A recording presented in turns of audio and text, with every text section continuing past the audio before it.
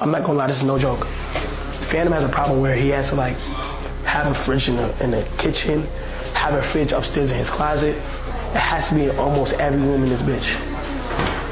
Why is there a fridge in the laundromat? This nigga Phantom has to make sure there's a fridge in the laundromat and a microwave to make sure when he's doing laundry and shit, he got food right there.